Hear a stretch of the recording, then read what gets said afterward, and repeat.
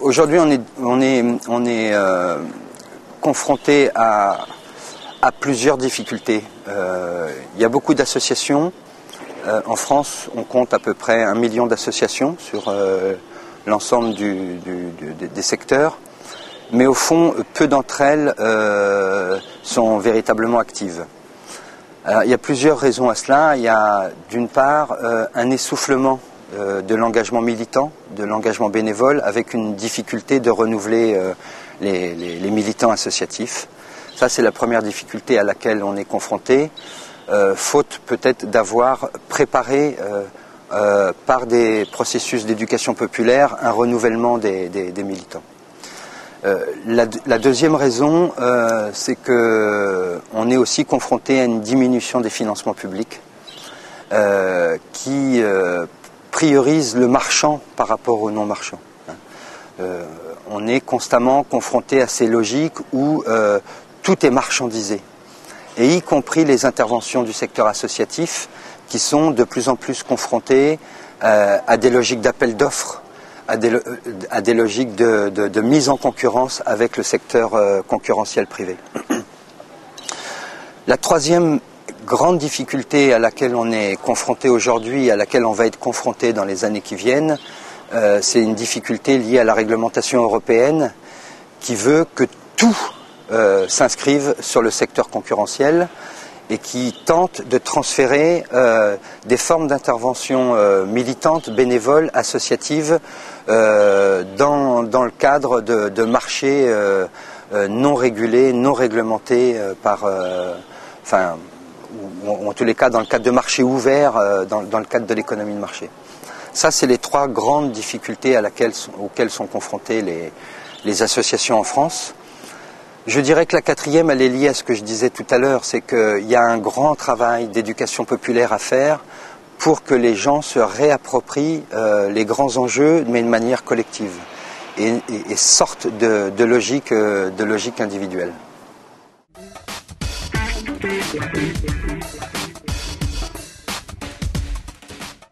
On pense que, d'abord, et ça se saurait, si les approches sécuritaires étaient efficaces, on ne verrait pas les phénomènes de dégradation sociale dans les quartiers augmenter.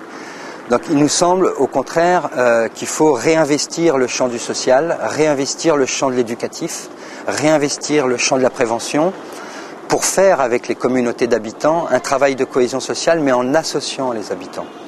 C'est la seule façon d'avancer, de construire à la fois des processus démocratiques dans les quartiers où on construit du contrôle social par les habitants, pour les habitants, mais au bon sens du terme, sans faire intervenir des logiques sécuritaires, faute de quoi on se retrouve dans des logiques de tension, de conflit entre d'un côté les représentants des pouvoirs publics et des forces de l'ordre, et puis d'un autre qui n'y arrivent pas, et puis d'un autre côté des communautés d'habitants qui ne comprennent pas ces logiques de mise en tension, de mise en conflit de groupes sociaux.